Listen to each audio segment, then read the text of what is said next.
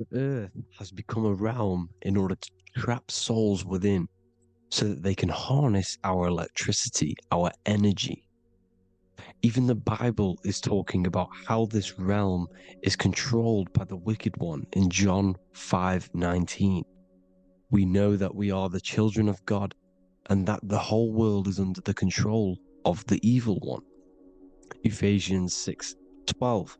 For our struggle is not against flesh and blood, but against the rulers, against the authorities, against the powers of this dark world, and against the spiritual forces of evil in the heavenly realms. So the Bible is telling us that this is not the only world. There are other worlds, there are other realms that we can go to, considered as heaven. Heaven being a higher realm where there is no evil, no darkness. This is a midpoint realm where there is good and evil. Now, we're going to explain how the soul trap is how it's working and how your soul is being harnessed for its energy and how you are tricked to come back to this realm after death. What you need to understand is first is that you are the invisible intelligence behind the physical body.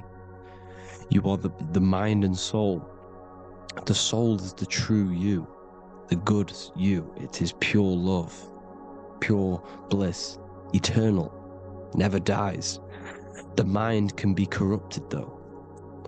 The mind is the intelligence of the soul. It is invisible. It has no true form.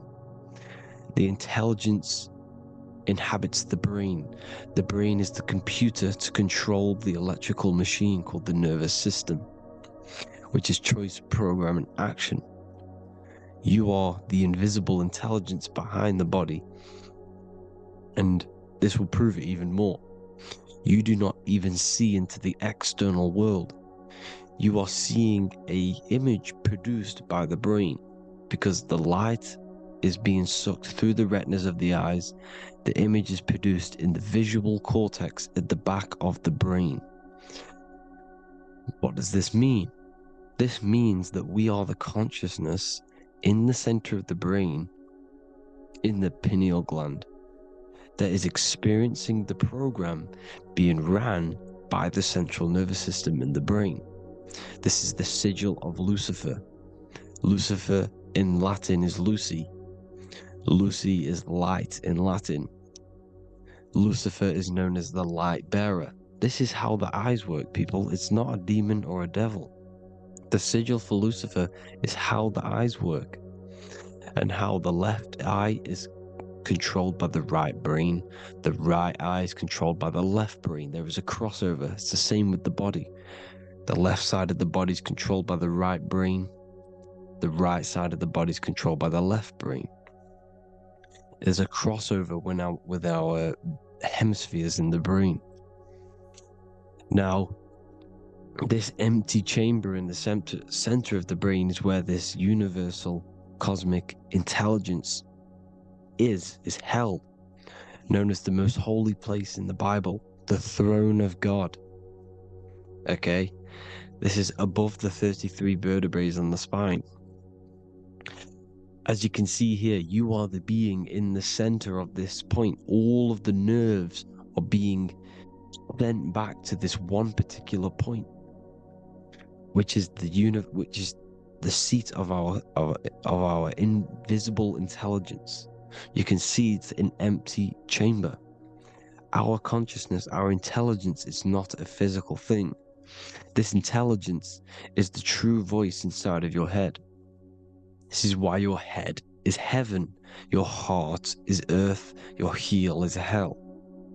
Your head is heaven because this is the seat, the throne of God.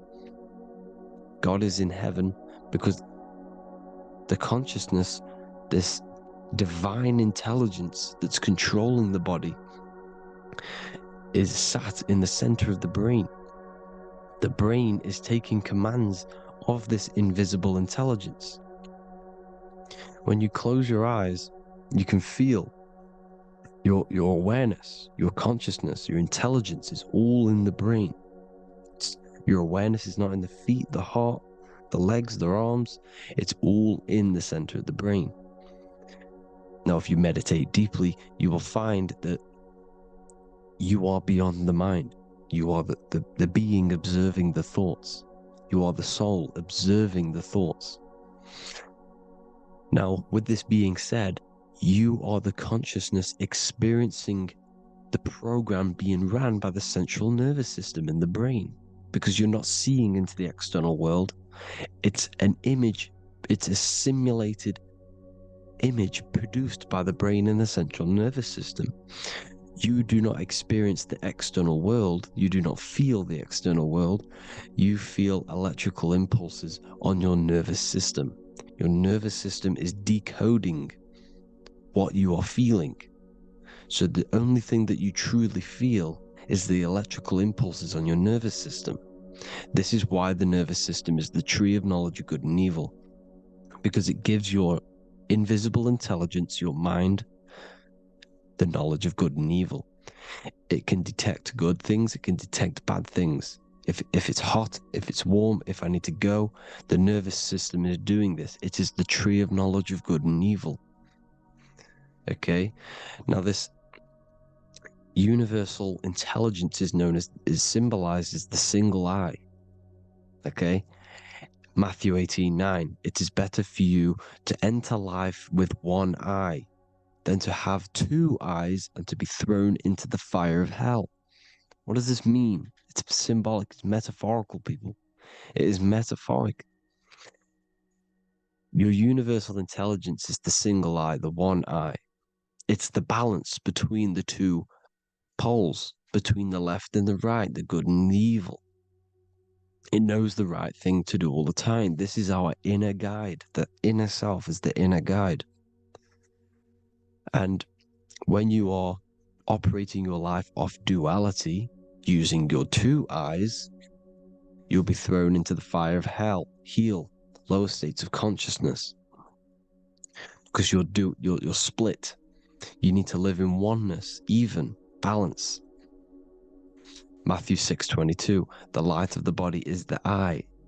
The light of the whole body is the eye. You are a light being. Human. Hue means an attribute of a color. Man is the word manifested. We are light manifested into physical form. Depending on your vibration is depending on what color that you are vibrating on, which is a hue, a human. If therefore thine eye be single, thy whole body should be full of light. Again, it's talking about the single eye, oneness, completeness. When you balance the hemispheres of the brain, we'll go over that later. But anyways, the body is the earth. This is what we need to understand, people. The body is running the simulation, the program that our consciousness is experiencing. So when we leave the body during death and astral projection, we leave the earth. This is how it works. The body is the vehicle for the earth, for this realm. Everything exists within our mind. You have the soul, mind, and body. The soul is the observer, the watcher, the true being. This is why she has many different heads, because the soul inhabits different bodies. This is the serpent, which means knowledge, which is the mind, wisdom. And this is the body, soul, mind, and body, Brahma, Vishnu, Shiva. The mind is the bridge between the soul and the body. So what do I mean? When you astral project, you are using your mind to project your awareness, your observing consciousness outside of the physical body.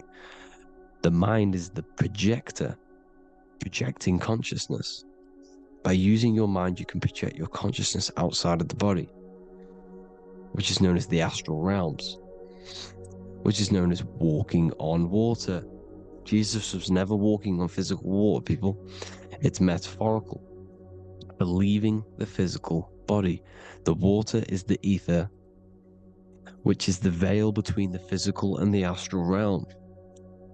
It's a fluid substance. It's on either side. It's physical and astral. The ether is the fifth element that they hide from us. Why? Because they're trapping you in the physical. They are hiding all of these realms. Etheric, astral, and mental. People think their mind is their brain. It's two separate dimensions. These are completely different dimensions. The mind is way more intelligent. The mind is formless. There is no form to the mind. You can think anything you want. You can manifest anything you want within your mind. It is not a physical object. The physical realm is being controlled by the mind. Everything's being controlled by the mind. Everything exists within the mind. This is why the Egyptian says the universe is mental. So when we project our consciousness outside of the physical, we go to the astral. The ether is the water that Jesus is walking on. This is the veil between the physical and the astral world. The word together has ether within it because it joins the two worlds together, together, the astral and the physical. The word either is ether because the ether is on either side, physical and astral, physical and spiritual, physical and non-physical. In the astral realm, the mind can manifest anything we want. We incarnate to restrict our minds. This is why Saturn, if you go and watch my video on Saturn, how Saturn is this simulation, okay? Our minds can manifest anything we want in the astral plane in the click of a finger. However, when we incarnate in matter, we now have to labor for our manifestations. This is why Saturn's known as the great teacher in astrology, because he teaches you a lesson. When your mind incarnates into matter, it's teaching your mind a lesson, the knowledge of good and evil. This is why the Bible says you shall be gods and know the knowledge of good and evil. When you incarnate here, you have to know the knowledge, you need to know the knowledge of good and evil to become a god. Okay? Now, the square is the physical plane, the triangle's the ethereal plane, the circle's the eternal plane. The circle has no beginning, no end, it's eternal. The physical plane is the square, it's limited. The square is limited. The cube is the geometric shape which gives rise to matter. Now, the term think outside the box has truth in plain sight. You have to think outside the box to project your consciousness, use your mind to project your consciousness outside of the box, the physical plane, into the astrals. The astral realm is the realm of the stars. Above us is the stars. Through the stars is the astral plane. This is why astral has the word star within it. The devil is the de-veil. When you sell your soul to the devil, quote unquote, it's metaphorical. The devil exists in the physical plane. It's the lowest state of consciousness. The de-veil, you de-veil yourself into the physical when you are the devil. The de-veil. The ethereal plane. Now,